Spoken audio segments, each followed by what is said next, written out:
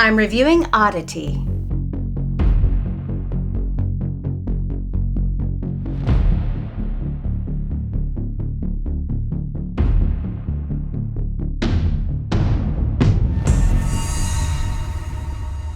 Oddity is the newest paranormal horror film from IFC and Shudder, and it is in theaters right now. It is directed by Damian McCarthy, and it stars Gwilym Lee, Carolyn Bracken, and Tig Murphy. I'm going to keep this review as spoiler-free as possible so I don't ruin the film for you if you do decide to see it. Darcy, a self-proclaimed psychic and blind woman, decides to investigate the murder of her twin, Danny, that happened a year earlier. She owns an oddities and curiosities shop. She feels in tune with objects and she collects cursed objects for the shop. And she brings along an object or two in her investigation. The murder took place in a home that Danny and her husband had and were remodeling at the time. He was working and she was home alone, working on the home, and someone comes to the door and asks to be let in because they believe that someone snuck into the house to cause her harm. Did she let them in? Did she not let them in? Was there someone in the home? Well, you gotta watch the movie to find out. I think it's important to point out that Damian McCarthy also directed the film Caveat, which is another paranormal horror film that I personally greatly enjoyed. And in fact, that film was apparently shot in the same location as this film. It does feel like both of these films are in the same universe. He uses these rabbit toys, like one is an old drummer looking toy from Caveat. And in this film, when you are in the oddities and curiosities shop, you also see another creepy rabbit that looks very familiar to the one that we see in Caveat, but I believe it actually has like symbols, more like the monkeys, you know, the clapping monkeys.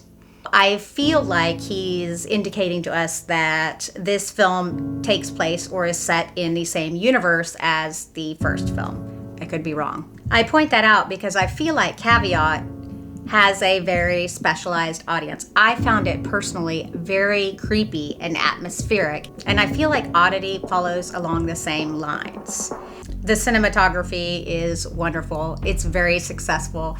It works very well for this film. He knows what to put in the shot and he knows how to make it creepy. I feel like he has a very good pulse on what actually works as far as scares go, and that is a beautiful thing. Like, I will admit to you that there is one scene that actually had me jump, and that is very unusual for me in a film. They completely subvert expectations by showing you one thing and then showing you something again, perhaps, but in a completely different way, and it worked very, very, very well.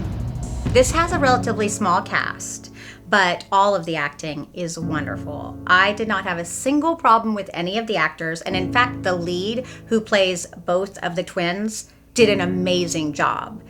She's almost so good that you don't recognize her as both of the characters. It also doesn't hurt that as one sister, she has a brunette hairstyle, and then as Darcy, she is a platinum blonde, which totally works for her. She's so hot with this platinum blonde hair. The characters were written pretty realistically.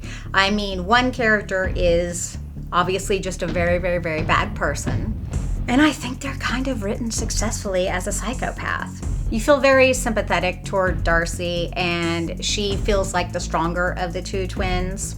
And there is even a new girlfriend that the husband has, and typically those sorts of characters are written, you know, to be unlikable, but this character is very, very, very likable. Even though she isn't like the kindest, the sweetest, she's reacting in a way that most people would react if things like this happened in this situation. And I was very happy with the way that her story turned out. What's interesting about this film is you really don't know what to expect. He continually subverts expectations throughout the film when it kind of changes direction. It all works together, however. At its core, this story is very, very, very simple. But it also has a lot to it. There are a lot of layers of the onion to peel off here, and each layer you discover a little bit more and a little bit more, and I loved it. At first, the film starts out as a slasher home invasion film, and then you kind of feel like maybe that's the way we're gonna go with this, but that is just a blip at the beginning of the film. This is basically a haunted house story at its core, and a successful one at that. He doesn't take his ghosts too far, though. They don't seem to be necessarily malevolent beings always, which I really like. I feel like he's not portraying the paranormal or supernatural in as negative of a light as we typically see in films. By her using these cursed objects for her own gains, I think that's awesome. I think that's a very successful take on this. As I said, the whole feel, atmosphere, and environment of this film is wild and creepy and odd.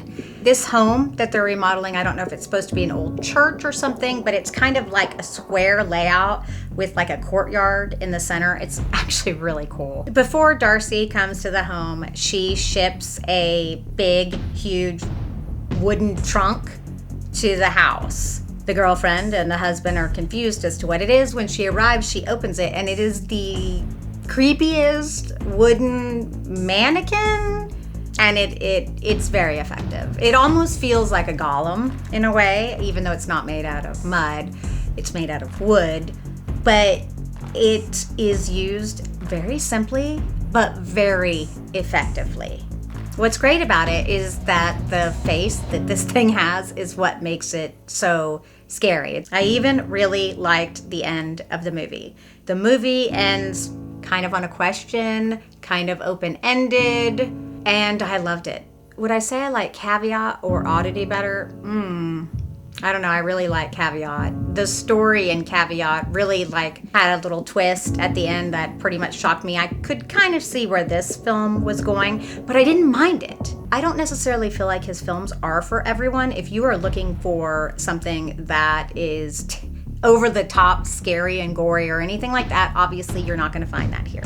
That's not what this is. This is an atmospheric, odd, creepy film. More than just building a film, I feel like he's definitely working toward building his universe, his world.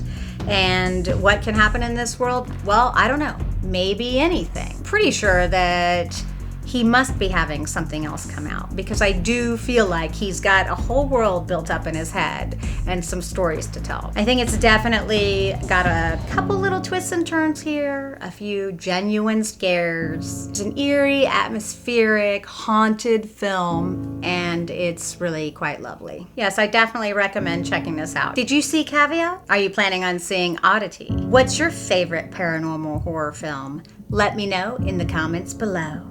And as always, I really do hope that you have the most amazing day, my spooky darlings. I would like to say a big, wonderful thank you to my Patreon members for supporting the channel and being here with me through this journey. Chris Miziktino, Jimmy Hoare, Eddie, Janie McLaren, Jose Reyes, Phil Smith, Jim Kemmerling, Mickey B, and DL Demon. Then you have your creepy wooden mannequin.